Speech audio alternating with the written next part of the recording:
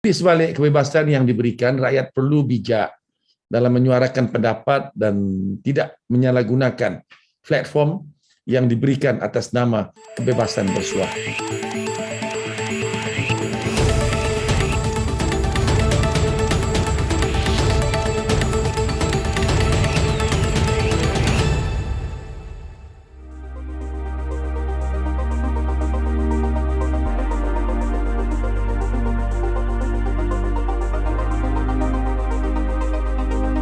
Sebagai warga yang telah lebih 6 dekad hidup di Malaysia, banyak yang boleh saya sebutkan bila bercakap mengenai kebanggaan saya terhadap Malaysia pasca kemerdekaan.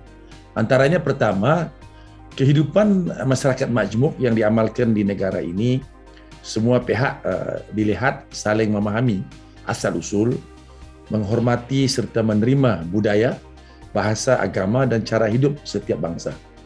Hari ini Malaysia yang mempunyai lebih 80 etnik cukup dikenali di mata dunia kerana keunikan bangsa dan penduduknya yang mampu hidup dengan harmoni dan aman damai. Kedua, selain itu saya turut memuji amalan kebebasan bersuara yang saya lihat telah mengalami banyak perubahan.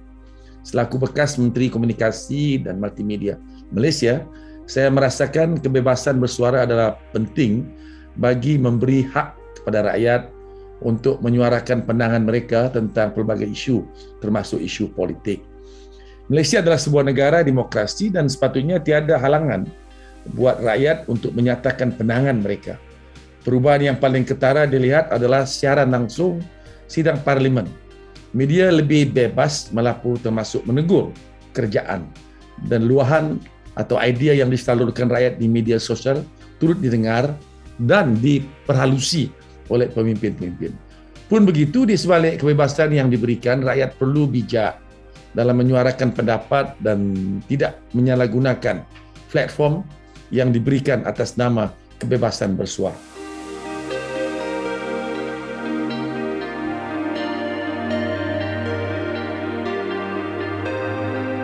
Tidak akan wujud Malaysia yang maju sepenuhnya sehingga kita akhirnya dapat mengatasi cabaran strategik yang kita hadapi sejak kelahiran kita sebagai sebuah negara merdeka. Antaranya adalah pertama, memastikan kesamarataan dalam bidang ekonomi, penambahbaikan harus dalam melaksanakan bahagian kekayaan negara secara adil dan saksama dengan mewujudkan perkongsian sepenuhnya bagi setiap rakyat dalam perkembangan ekonomi. Ini perlu supaya pengenalan kaum berdasarkan fungsi ekonomi dan pengenalan kemunduran ekonomi berdasarkan kaum dapat dibendung. Perkongsian penuh dalam kemajuan ekonomi tidak bermaksud perkongsian penuh dalam kemiskinan. Ini mestilah bermaksud imbangan adil dari segi penyertaan dan sumbangan semua kaum, termasuklah pula Bumiputera Sabah dan Sarawak dalam sektor ekonomi kita yang cepat membangun dan moden. Ia mestilah bermaksud agihan yang adil dari segi kawalan, pengurusan dan hak milik ekonomi moden.